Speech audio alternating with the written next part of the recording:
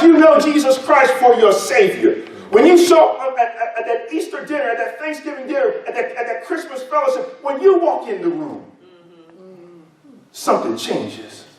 Because the Spirit of the living God is inside of you. Today we want to talk about building spiritual friendships. Christianity retains its relevance. One friendship, one relationship at a time.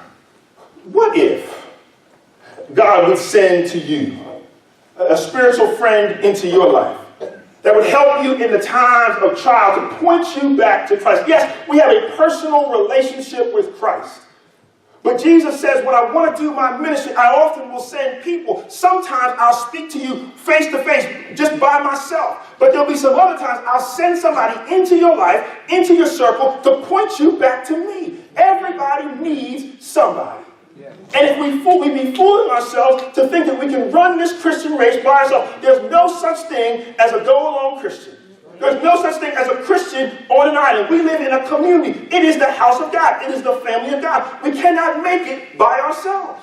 By ourselves, we'll be picked off one by one. Listening to the media, listening to the masses, listening to the crowd, trying to be relevant in an irrelevant world that is going away day by day and moment by moment.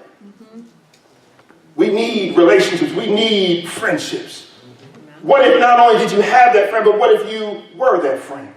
That God would use you to share light and to be a light in someone else's life. And I know, as soon as I talk about being a friend, as soon as we talk about building these kinds of friendships, you felt that tension, didn't you? I read the book by a man named James MacDonald. We taught it in Bible study about a year ago or so. James MacDonald has a book called Authentic.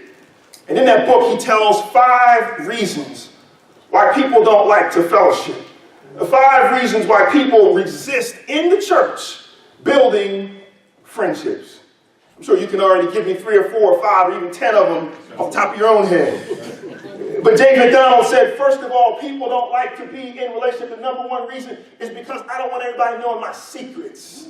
I got some business. I got some stuff. I don't want everybody knowing everything. Come on, preacher. He said the second reason is because people don't feel that they need to be in friendship or fellowship with anybody else. All right. The third is that people don't trust one another. Right. The fourth is that we fear what might happen. I might actually like you. Listen, the 5th reason that people don't enter into friendships in the church is because we're too busy. I don't have time to sow into somebody else's life. I have my own agenda. I have my own things. I have my own things that have to be done. You know, everything in my life is a level 10. It has to be done right now, today, immediately. I don't have time for somebody else's drama, somebody else's situation. I don't have time for all of that. The 5 reasons that Christians don't want to spend time in friendship with other believers.